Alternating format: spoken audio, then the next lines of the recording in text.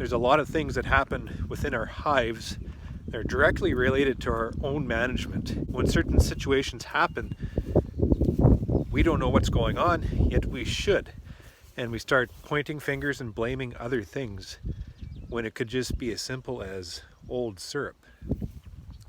One of the take-home messages I got from the webinar, and I guess I kind of knew this, but one of the reasons why I use sucrose is one of the highest quality feeds that you can provide for your bees, especially up in Canada where we have such long winters. We need to be able to have the highest, purest feed as we possibly can to be able to hold these bees through, 4 or 5 months of winter. So I use sucrose, okay, which is good, and every single time it proves better than corn syrup. So I invest my money into sucrose instead of corn syrup, just for the very fact that I need to be able to ensure the pure quality, high quality feed for my bees.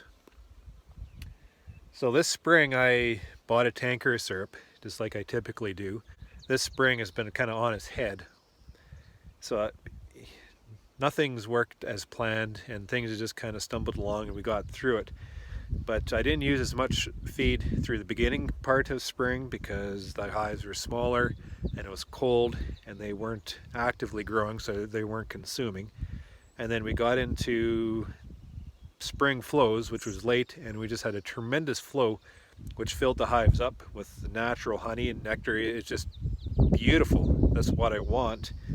And then we kind of drift, nice flow right into summer here, and I end up having half a tanker of syrup left over, which is not a bad thing because I can use this in fall. It's going to save me a little bit of money.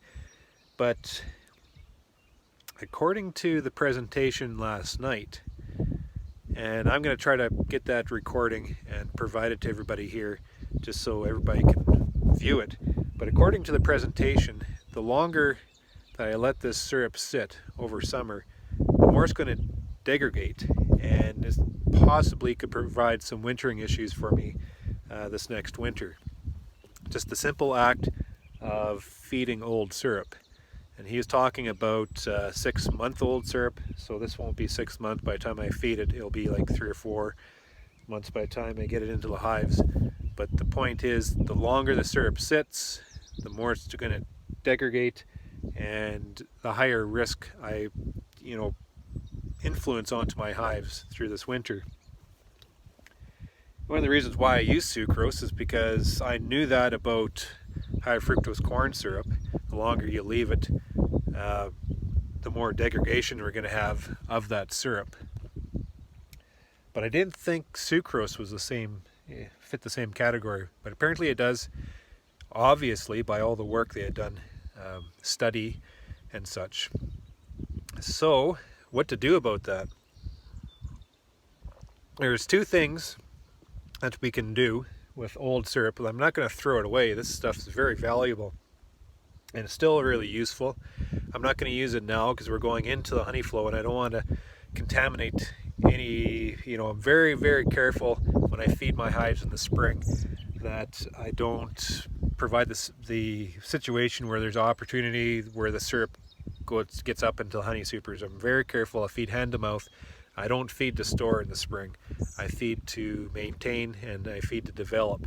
So we feed very light. We feed a lot, small amounts at a time, just so it's hand to mouth, just a stimulant kind of activity. So I'm not going to feed this to store in the hive because that's, that'll get mixed up in the honey boxes. So that's extremely important.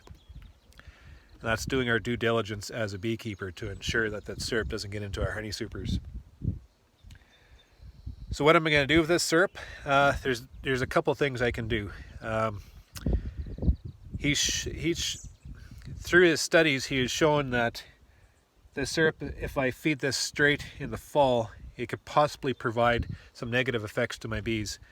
But he's also shown that feeding old syrup in the spring, it doesn't show the same level of negative effect to the bees. So even if I keep this syrup over winter to use next spring, it'll be used by the bees just as well as practically the new syrup I bought that spring. I'll buy the spring, or very close to it. So I could do that.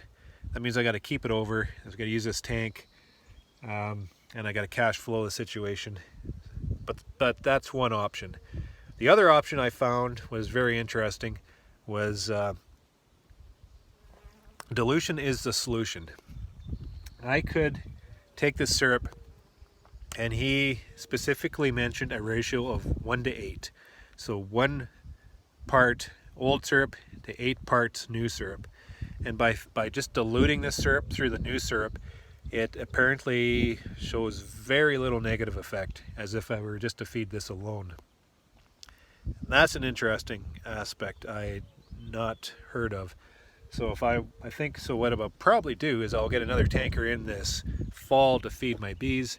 I'll maybe start the bees out with this stuff, you know, midsummer as the honey boxes come off, and I'm just trying to maintain the hive so I won't have any storage. So the bees will consume, you know, just use it to consume and maintain, not store.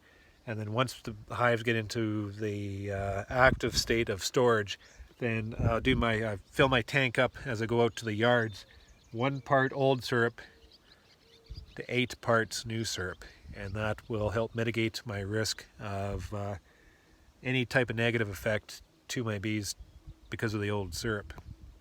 That is extremely important information that beekeepers need to know, we need to be aware of, because if my hives go through winter on old syrup and do poorly, I sit here ignorant to the fact that they're doing poorly because of the syrup I fed them.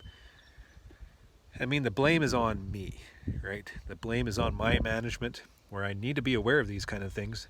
And if I'm not aware of it, then I'm looking at other situations around me and influences that maybe are out of my control, and I start pointing fingers.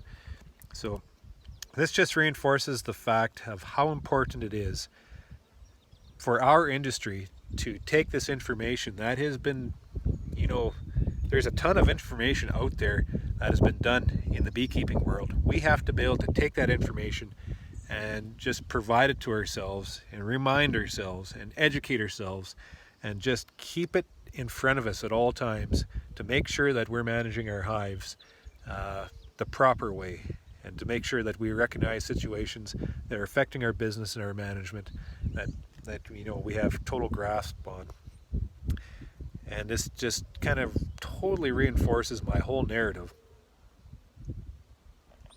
of supporting tech transfer programs. We're trying to get one started here in Manitoba, just having a function and a facility to be able to, you know, take all this information and just keep putting it in front of us, you know, just in front of us at all times, just educating us, just providing all this information, you know, taking all this research that Dr. Rob Curry's done over his entire career, which, I mean, it's a boatload of stuff, and just bring it down to the beekeeper and just help us rediscover it year after year until it pounds into our head and it just becomes common knowledge.